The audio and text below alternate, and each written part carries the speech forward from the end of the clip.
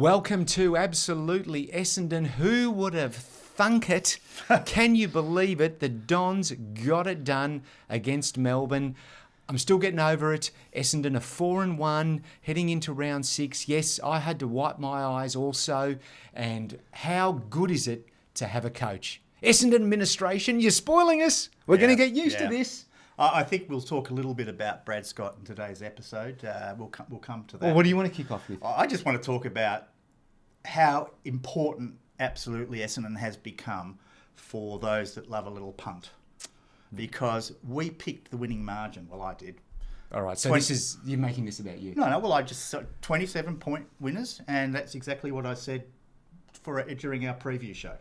So you did kick off saying the D's would win handsomely. Well, let's have a look at the video. Should I be going for Essendon because this is an Essendon channel? Well, I would have thought so. Because that's what I'm right. doing. Essendon by 27 points then. Yeah. All right, I'll pay it. Okay. I mean, the week before I was off by 2 points. I didn't really mean that bit about, we're going to lose to Melbourne. You do know that. Yeah, that was the old reverse psychology. Sure. Well, let's talk about the game. It worked well. It worked incredibly well. What an all-round, just amazing performance. I don't even think we should talk about individual players. Although Durham, how good was he? Just quietly. Well, he was fantastic. Although I must say, in the first quarter, he had a bit of a wild handball in the middle of the ground, which went straight to the opposition. Yeah, that's all right. I was a bit worried at that stage, but the young boy came through. Mate, boy, did he come through. What a pickup he's been for us. Such bang for our buck. Mid-season draft, I think he was. Yeah, and, gee, I mean, as much as we love to have a crack at Adrian, some of his sort of more exotic draft choices, like the pre-season supplementary drafts and mid-season drafts, he's done very well with those. And look out for a video. I think we are going to do a bit of an I was going to run through the names, but let's save that for another day. Yes. All right. All right. Okay. All right. So let's have a look at this game. Melbourne, red hot favourites. Playing on a ground they love to play on. We were worried about the rain. We got wet before it rained. Of course, we just have been hardwired to fear it as Essendon supporters. In the end, it came at a good time. And it did. I mean, when we had that lead, we were all praying for the rain to just come gushing down. And in many ways, it did help us. So I have to say, I was just going to say, it psychologically, that game was playing with me because a part of me just felt like we're going to get overrun here. This is the sort of Stockholm syndrome that we've all got. We have, and it was just so satisfying to have the side just stand up for 4 quarters and play great football. Just an unusual experience. It is. We haven't felt that for such a long time. Fantastic effort. Just on match day.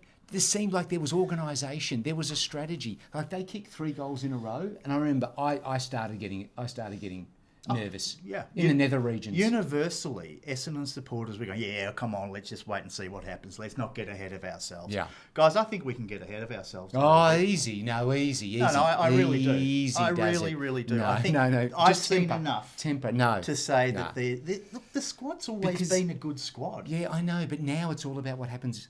Up here, and you've got the right guys managing those expectations, managing the mental issues. Yeah, but to come out and deliver it, the following week, let's just see. Easy does it. I'm happy to wait and see, but I just think that we've always had that core of very good players. Yeah. And now their talents are being harnessed. They're being played in the right positions. They're being given the role that suits their strengths. Yeah. This is how you build up a good team. Where they can play to their strengths, play to the system, and you can be confident that if one guy goes out with an injury, or in the case of Zach Merritt potentially out for a week, you've got someone who can come in and play the system, can play the role. Although I don't want him going out. I don't want that happening at all. Sure.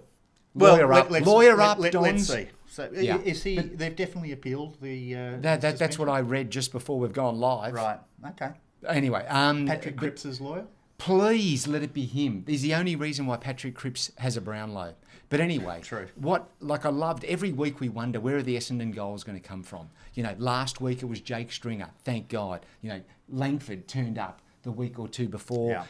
This week, the Talls. It was the unbelievable. It was the Twin Towers that did the job for us, and who doesn't love Sam Draper? Who does not? And I'm telling you, we're starting to get a little bit hard for Andrew Phillips as well. He is doing an amazing supporting role. Very firm for Andrew Phillips. But Draper, I normally look away whenever he takes a kick at goal. Let's face it, I can't take it. Although I think he's getting better at that. He's really starting to develop the skills to become, I think, a fantastic ruckman for us over the long term. So, but those two guys dropping into the forward line. They made Stephen May look like an amateur. Yeah. I've never seen such a bad game from Stephen May. Yeah. And can I say, I'm absolutely delighted by that because no one deserves a shit game like he does. Okay, but okay.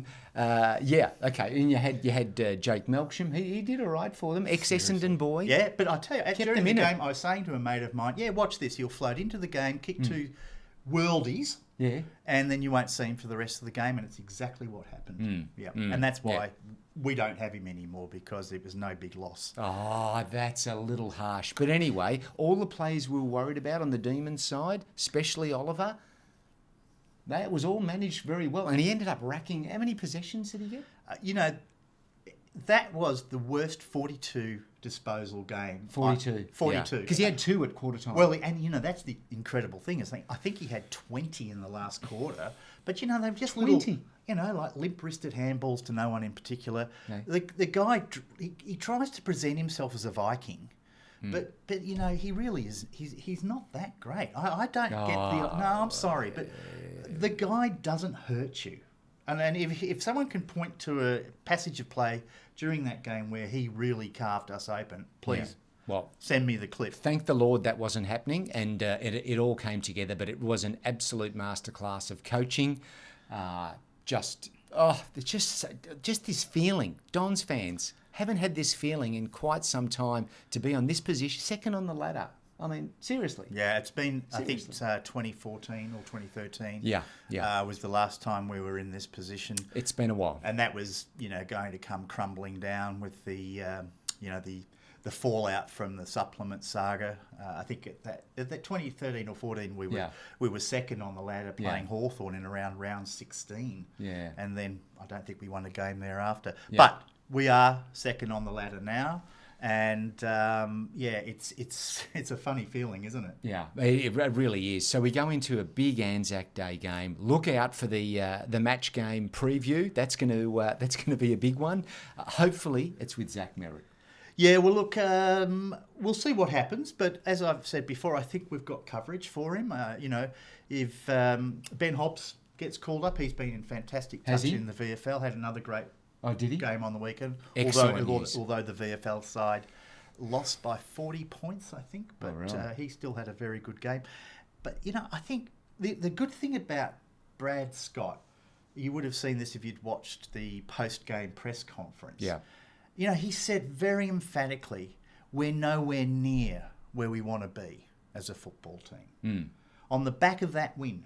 Yes. So if he can keep, pulling the reins back a little bit, just keeping the expectation, because the fan base is going to be going ballistic over the next week. Yeah. If he can keep a lid on that and just allow this team to continue to grow, they're not going to make the finals this year, but wins like the one we had on the weekend.